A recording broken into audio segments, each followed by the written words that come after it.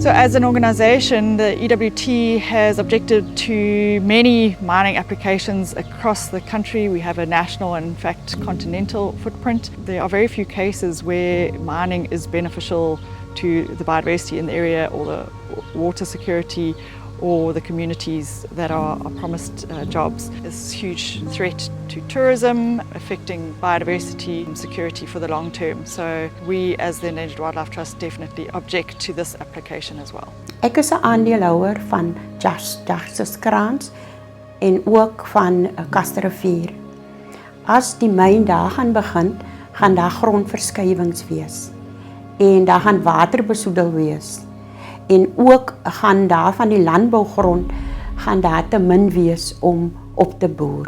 I am not opposed to mining. My background is mining, and I have been involved in opening a number of mining operations, which are sustainable operations.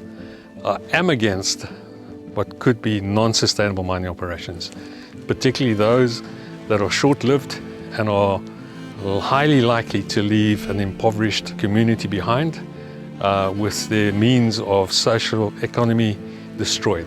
When I was a boy, I think I was 9 years old, 10 years old, they were start drilling for gold there at the foot of the hill of Napier. But I think they would find nothing. They found some gold pieces, but it's called fool's gold. And that was the end of that drilling. So Napier never becomes the golden city like people used to say.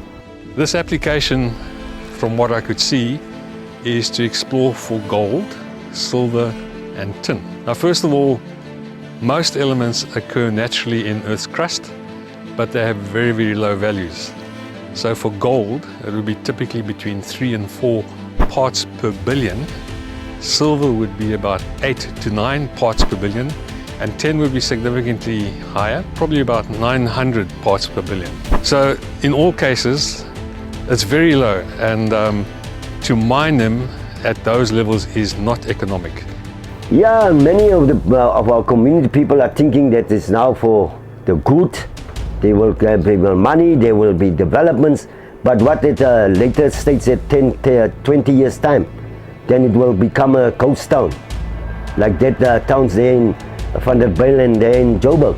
So mineral exploration, subject of this permit application, is really trying to find ways to discover the mineral deposits. It's a very expensive and tedious and time-consuming process. The first thing you do is you would do a desktop study and research. Having done that, you'd go in and you do soil samples, and of course there's riverbed sampling, and then of course you can do aerial surveys, geophysical surveys, where you look at electromagnetic signatures, and all of this is then used to target an area where you eventually do drilling. Drilling is the expensive part.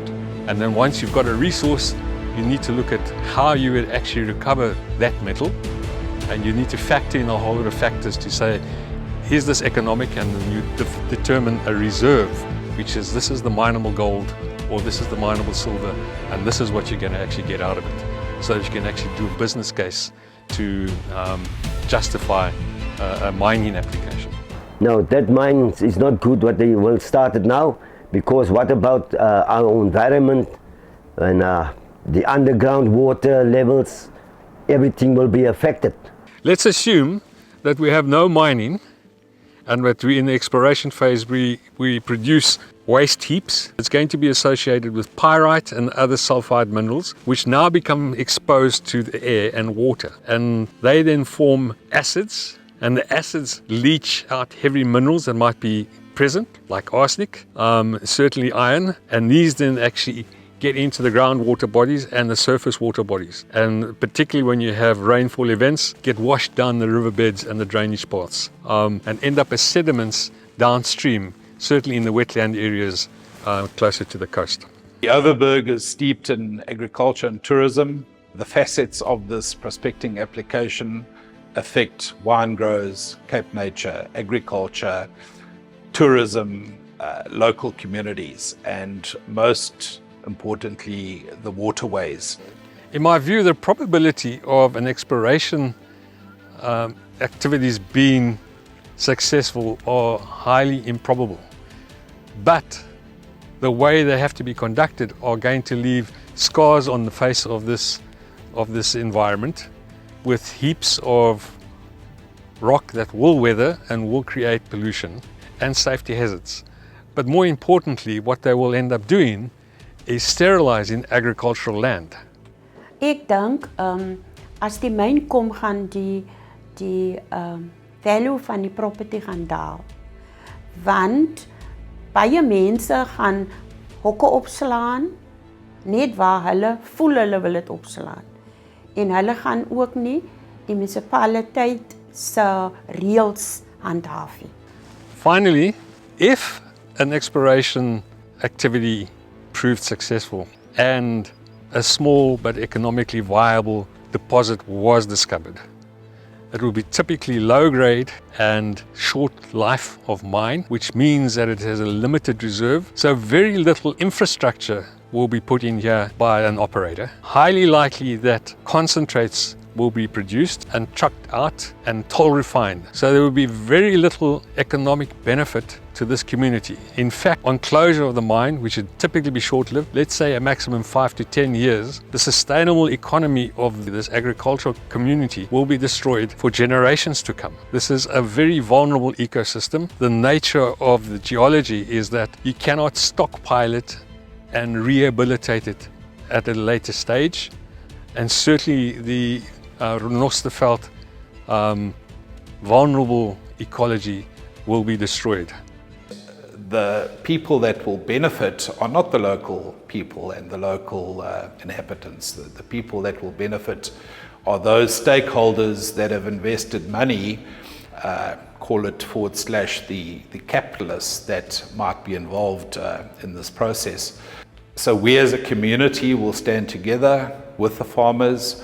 We will oppose this even if it were to go to the High Court. I have a mining background, and as such I'm not predisposed to opposing any mining activities. What I do oppose are mining and exploration activities that are for sure going to have short life, low grade, and as such need to have cheap and inexpensive operating procedures that end up destroying the sustainable economy of the local community. In this case, the Napier agricultural community, and at the same time doing irreparable damage to the ecosystem and the environment. Die Overberg is 'n baie mooi en 'n gesonde plek. En ek sal graag dit vir my agterkleinkinders wil nalaat. Want ek het getrek uit die Kaap uit omdat die besoedeling was so hoog daar. Because I'm a believer in God, so why should I be afraid of any human being? Because there's the word says, if God is with you, who can be against you? And that is my belief.